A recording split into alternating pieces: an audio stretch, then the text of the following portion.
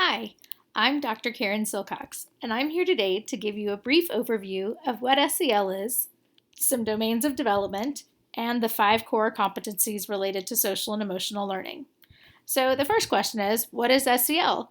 So for those of you that may not know yet, it just means social and emotional learning. So it's just another way that we learn. What are the domains of development? So I'm a child developmentalist, and I think about the way that children and people develop in a few main categories. The first one is cognitive. So that's probably how you're mostly used to thinking about the way that you learn at school. So your thinking, your problem solving, understanding concepts, intelligence, things related to learning different concepts in school like math, science, language arts, etc. The next category is language. So this is how your brain grows really rapidly. How you're stimulated by sight, sound, and talking. And it begins with your one-word utterances when you're an infant or toddler usually, and then it grows to being able to have much more complex sentences and being able to express yourself both written and verbally. Next, we think about physical development. These are the types of things that are broken down into both fine motor skills and gross motor skills. So fine motor skills are the ways that you use your fingers. So writing, knitting, drawing, things that might require what we call fine motors. Then you have gross motor skills. Those are things that use your bigger muscles, like your shoulders, your thighs. So running, jumping, climbing, dancing, etc. So they go through a sequence of stages of how you learn to do those things. You started out with much more basic ways to do it, and you develop into much more complex things that you're doing. Your motor sensories and movement in general. The last category is social and emotional learning, and I think a lot of people don't always realize that you can learn how to do this also. So just like you've learned in your cognitive, language, and your physical domains of development, we're going to work this year on being able to develop your social and emotional learning. So during advisory on Mondays, we'll have some activities and videos and different partnership activities, etc., for you to be able to learn the concepts of social and emotional learning and be able to help grow those skills too. So social and emotional learning is critical for all the other areas to develop. It's about giving and accepting love, feeling confident, being empathetic, being curious, knowing how to work with others, and being able to overall thrive in a social setting. Next, we're going to learn about the 5 SEL core competencies. So when you took a survey during advisory a few weeks ago, you had a question about what were the 5 core competencies, and a lot of you weren't sure what they are. So I thought we'd start with a brief overview of the 5 competencies. So the first competency is self-awareness, then self-management, responsible decision-making, relationship skills, and social awareness.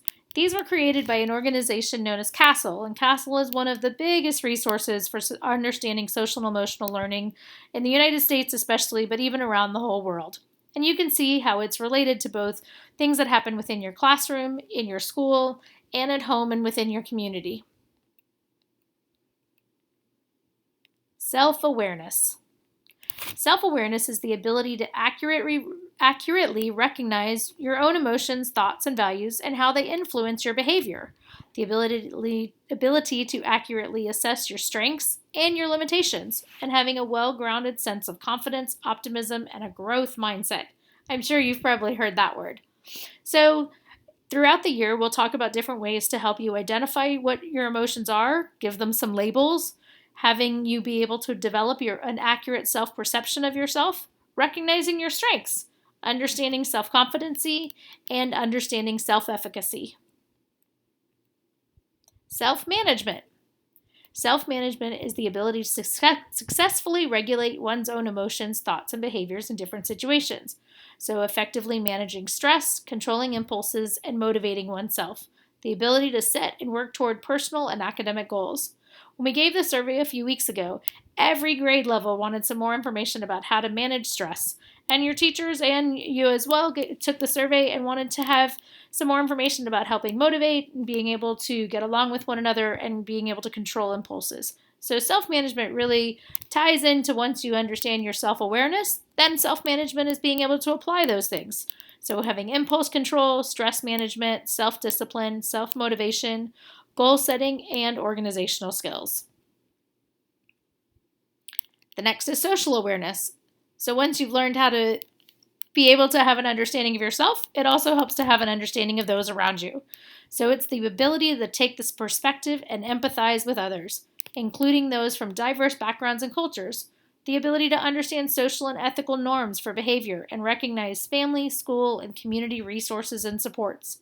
So being able to take someone else's perspective, being able to empathize with someone else's situation, appreciating the diversity that you have within your classrooms, and learning to respect for others. I guess especially though, the appreciating diversity doesn't just have to be within your classroom, it's within your whole school, or your family, or sports team, etc. Next is relationship skills. So relationship skills is the ability to establish and maintain healthy and rewarding relationships with diverse individuals and groups, the ability to communicate clearly, listen well, cooperate with others, resist inappropriate social pressure, negotiate conflict constructively, and seek and offer help when needed. Hopefully you'll be able to use these skills both in the classroom and in the rest of your life, maybe with your siblings and your parents, maybe with your neighbors.